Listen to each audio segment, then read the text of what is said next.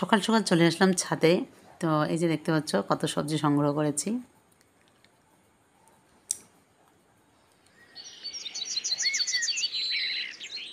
আসসালামু আলাইকুম, আশা করছি তোমরা সবাই ভালো আছো। তো আমিও ভালো আছি।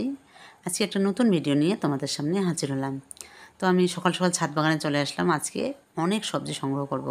তো তোমাদের সঙ্গে শেয়ার করব আমার ছাদ বাগানে কী কী সবজি হয়েছে আর কী কী সবজি সংগ্রহ করব। তো আজকে সবজি সংগ্রহ করা তোমাদেরও ভালো লাগবে, কারণ সবারই সবজি সংগ্রহ করতে বা দেখতে খুবই সবারই পছন্দ। তো আমারও খুব ভালো লাগে সবজি সংগ্রহ করা। তো আজকে আমার ছাদ বাগান থেকে কিছু সবজি সংগ্রহ করব, তো তোমাদেরও দেখাবো। তো আমার ছাদ বাগানে প্রচুর সবজি হয়েছে, তো সেগুলো সংগ্রহ করবো। আর যেহেতু এখন বর্ষা কাল চলছে, তো এখন সবার ছাদ বাগানে কম বেশি সবজি হচ্ছে। তো চলো আমি তোমাদের দেখাই কি কি সবজি আমি সংগ্রহ করি। তো এই যে প্রথমে আমি সবজি সংগ্রহ করবো হলো বেগুন। তো আমার ছাদ বাগানে খুবই বেগুন হয়েছে। তো এই বেগুন গাছগুলো আমি শীতকালে দিয়েছি, এখনও আমি সবজি বেগুন সংগ্রহ করে নিচ্ছি। আর বেগুনগুলো এত সুন্দর আর খুবই হয় ছাদ বাগানে বেগুন। আর এই বেগুনেই রান্নাঘরের চাহিদা মেটায়। তো এদিকে আমি সব বেগুন গাছ থেকে আস্তে আস্তে বেগুনগুলো সংগ্রহ করে নিচ্ছি। আর দেখো আমার ছাদ বাগানে প্রচুর বেগুন হয়েছে, ওই যে দেখতে পাচ্ছ আমার ছাদ বাগানে প্রচুর বেগুন হয়েছে। তো আমি এগুলো আজকে রান্না করার জন্য সংগ্রহ করে নিচ্ছি।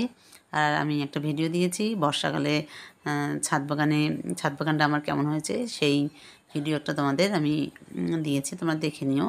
তো আজকে আমি তোমাদের শুধু দেব যে আমি আমার ছাদ বাগান থেকে কী কী সবজি সংগ্রহ করি। আমার ছাদ বাগানে প্রচুর বেগুন হয়েছে। তো এই যে আমি আজকে অনেকগুলো বেগুন সংগ্রহ করে নেব আমার ছাদ বাগান থেকে। তো এগুলো বেগুন গাছ অনেক দিন থেকে আমার ছাদ বাগানে এই বেগুন গাছগুলো বেগুন দিচ্ছে।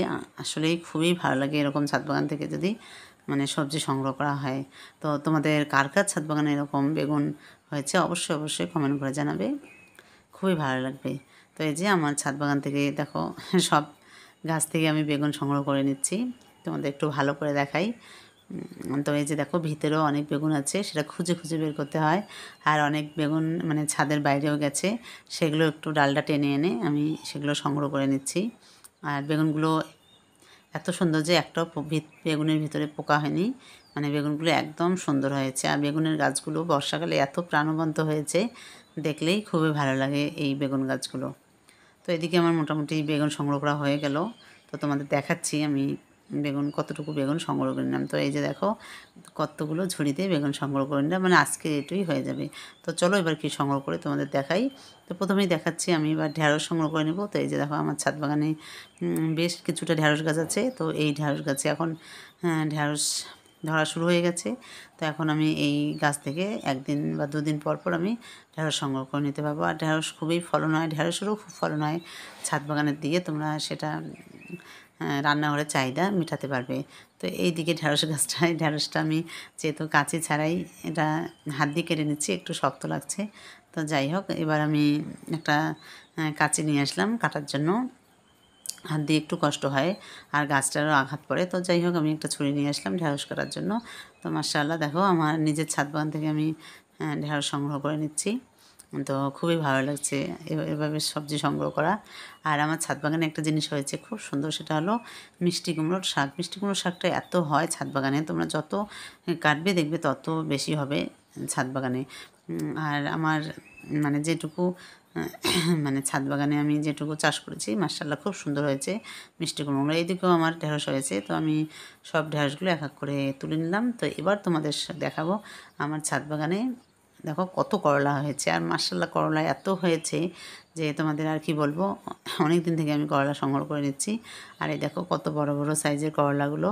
আর সবথেকে বড় কথা হলো আমার ছাদ বাগানে যেই গাছগুলো দেখতে পাচ্ছ, এগুলো আমি যে গ্রো ব্যাগে বেড তৈরি করেছি, যে সেখান থেকে চারা হয়েছে, সেই চারা থেকেই দেখো করলাগুলো খুব সুন্দর হচ্ছে।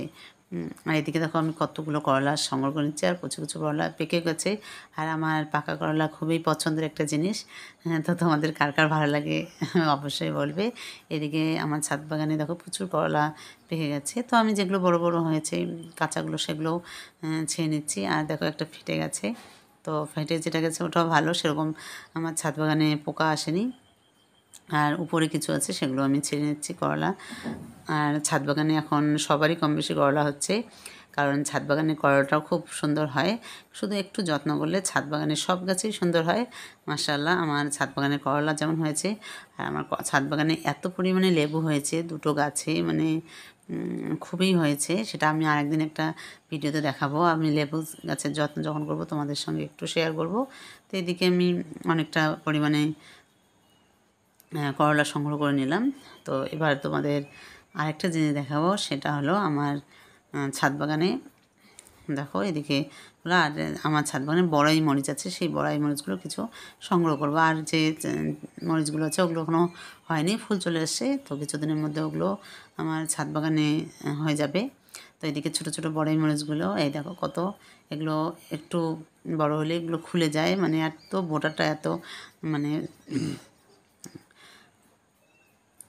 তাড়াতাড়ি ছেড়ে। তো এই যে দেখো আমি কত সুন্দর ছেড়ে নিলাম আমার ছাদ বাগান থেকে বড়াই মরিচগুলো। তো কদিন থেকেই আমি এরকম বড়াই মরিচগুলো সংগ্রহ করে নিচ্ছি ছাদ বাগানে। তো অনেকেরই সমস্যা ছাদ বাগানে মরিচে গাছে কুঁকড়ে যাওয়া, তো আমি অনেক ভিডিও দিয়েছি, তোমরা দেখে নিও। আর মরিচের পাতা যদি কুঁকড়ে না যায় তার খুব সুন্দর হয়, মরিচ গাছের মরিচ খুব হয়। আর একটা মরিচ বা 2-3টা মরিচ গাছেই নিচে রান্নাঘরের মানে প্রয়োজনটা মিটিয়ে যায়। তো এদিকে কিছু বেগুনও বাদ গেছে, সেগুলো চোখে পড়লো, আমি ছেড়ে নিলাম। আর আমার একটা ছাদ বাগানে একটা ছিম গাছ আছে, সেখানে প্রচুর ফুল চলে আসছে অনেক দিন হলো। আর একটা জিনিস দেখাই অল্প একটু, সেটা হলো লেবু। মানে এই লেবু গাছটা এত পরিমাণে পাতাগুলো সবুজ, আর লেবু এত পরিমাণে ধরেছে, মানে গুণেও শেষ করা যায় না, এত পরিমাণে লেবু ধরেছে আমার ছাদ বাগানে। তো সেটা একটু তোমাদের দেখালাম। আর এইদিকে তোমাদের দেখায় আমি কী কী সংগ্রহ করলাম। দেখো এক ঝুড়ি সবজি সংগ্রহ করে নিলাম, করলা, বেগুন, ঢেঁড়স, মরিচ, তো এগুলো আমি সংগ্রহ করে নিলাম। এবার আমি সংগ্রহ করে নেবো মিষ্টি কুমড়ো শাক। তো মিষ্টি কুমড়ো শাকগুলো আমার ছাদ বাগানে একদম প্রাণবন্ত, কারণ আমি তোমাদের বলেছি যে বর্ষাকালে যেহেতু গাছ খুব সুন্দর হয়, তো আমি কেটে নিচ্ছি, কারণ কেটে নেওয়ার পর আবার দেখবে মিষ্টি কুমড়ো গাছের যে শাকগুলো আছে ওগুলো অনেক হয়। তো ওই জন্য আমি কিছু ডাল ছিঁড়ে নিলাম খাওয়ার জন্য। তো এদিকে দেখো মিষ্টি কুমড়োগুলো, আর আমি কটা দিয়েছি, ভালো কটাই দিয়েছি মিষ্টি কুমড়ো আমার ছাদ বাগানে, যাতে আমি শাকগুলো খেতে পারি। তো এদিকে দেখো একদম ঘন হয়ে গেছে এই জায়গাটায়, বেশি হয়ে গেছে। তো এই যে ডালগুলো দেখো ছিঁড়ে নিলাম। আর দেখো পাতাগুলো কত সবুজ, আর এত সুন্দর পাতাগুলো, একটা পাতাও হলুদ হয়ে যায়নি, মানে খুব সুন্দর আছে। তো এদিকে আমি আমার একটা বেড থেকে তোলা হয়ে গেল, তো আরও একটা বেড আছে, সেখান থেকেও আমি সংগ্রহ করে নিব। আর এদিকে দেখো যে মিষ্টি কুমড়ো গাছটা আছে, এখান থেকে আমি কিছুটা কেটে নিলাম, কারণ এখান থেকে আমি কেটে নিলাম, এখান থেকে আবার নতুন করে শাখা পোশাকা বের হবে, তখন আবার কেটে নেব। আর আমার মিষ্টি কুমড়োর শাকটা খুবই ভালো লাগে। তো যদি তোমরা শাখাগুলো কেটে নাও তাহলে অনেক শাখা বেরিয়ে যায়। তো এদিকে দেখো আমি মিষ্টি কুমড়ো টানিয়ে রেখে দিলাম, তোমাদের দেখাই আমি এবার কী কী সংগ্রহ করলাম। এদিকে মিষ্টি কুমড়ো শাকগুলো সাইডে রেখে দিলাম, এদিকে করলাগুলো রেখে দিচ্ছি। আর দেখো কত করলা হয়েছে, এই যে দেখো ভালোই লাগে দেখতে। আর আমি একদিকে দুটো গাছ ওখান থেকেও নিয়েছি, আর একটা সাইডের একটা গাছ করলা হয়েছে, সেখান থেকেও আমি সংগ্রহ করে নিয়েছি।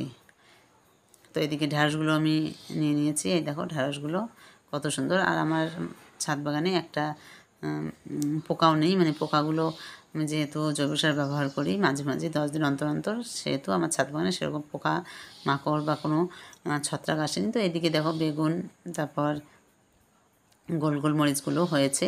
তো মাশাআল্লাহ খুব সুন্দর হয়েছে আমার ছাদ বাগানের সবজি। তো তোমাদের কেমন লাগলো সেটা অবশ্যই অবশ্যই কমেন্ট করে জানাবে। আর বেগুনগুলো এত ভালো হয়েছে, এই যে দেখো কত ভালো হয়েছে বেগুনগুলো।